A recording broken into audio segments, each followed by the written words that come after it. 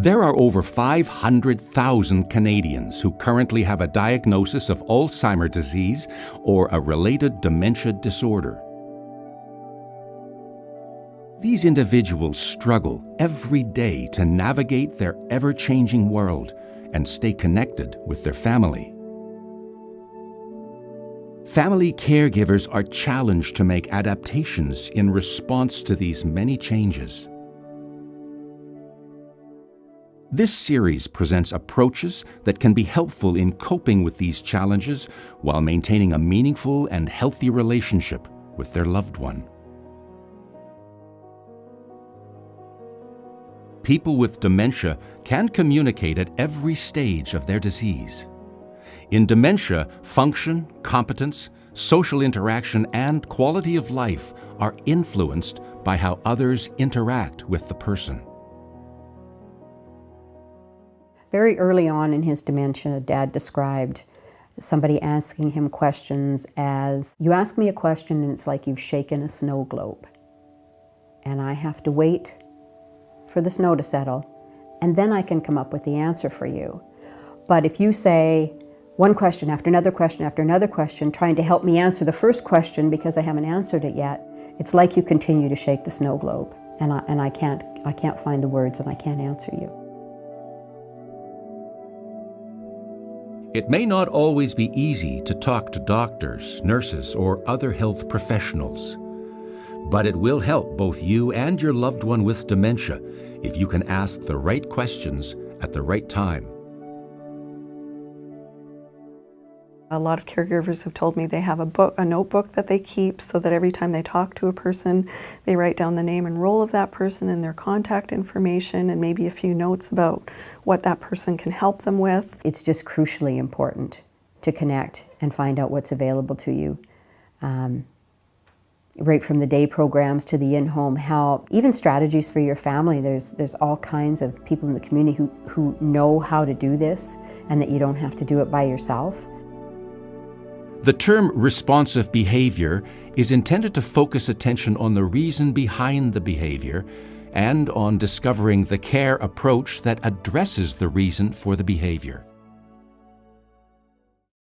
Responsive behaviors for people that have dementia would be things where they're responding to stimulus in the environment. For example, if I'm a caregiver and I move in quickly towards a person with dementia to provide some care, they may feel threatened and attacked, and they may respond in a protective or aggressive kind of manner, and they're responding to what they think is happening.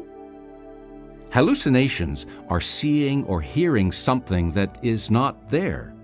As a rule, if the hallucination is not upsetting, don't intervene. Connect, don't correct. What becomes more important is her comfort. And so, moving from straight honesty, we move to perhaps omission. And then I think the next step was just agreement for the sake of harmony.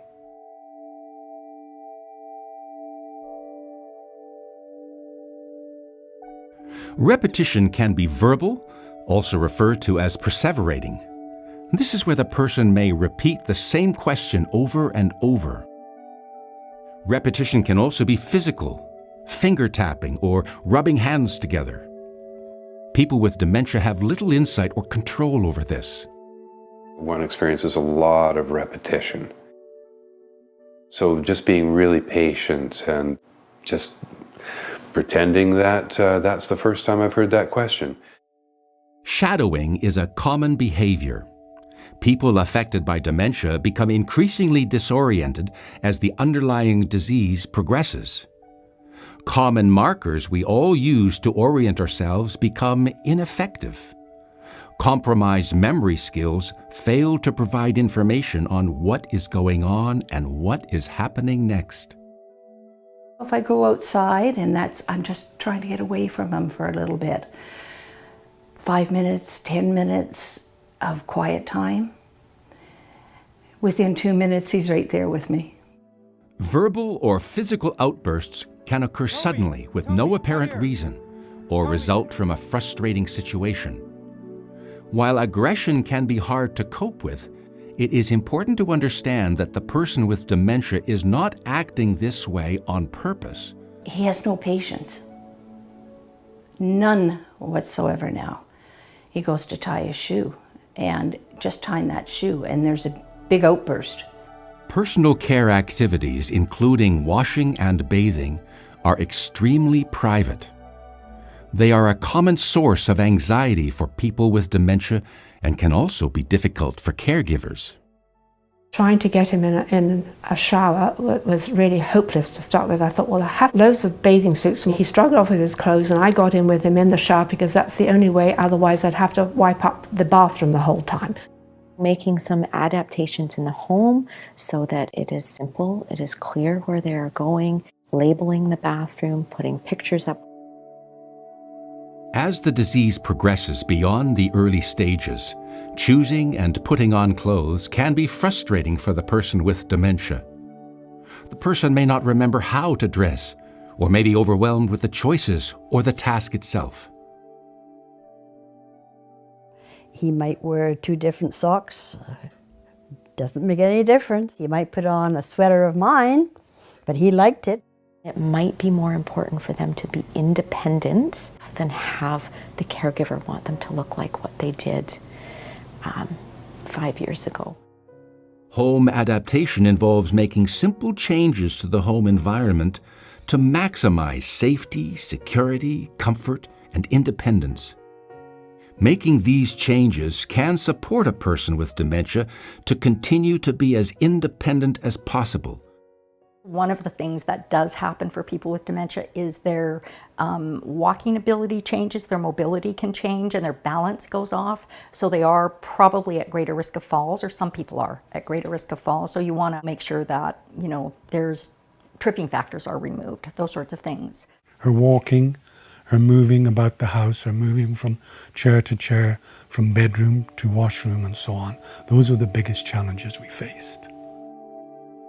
If non-drug approaches fail after they have been applied consistently, introducing medications may be appropriate when individuals have severe symptoms or have the potential to harm themselves or others. Sometimes when safety is in question, when someone's health is at risk, or the caregiver's safety is at risk, we do look to medications.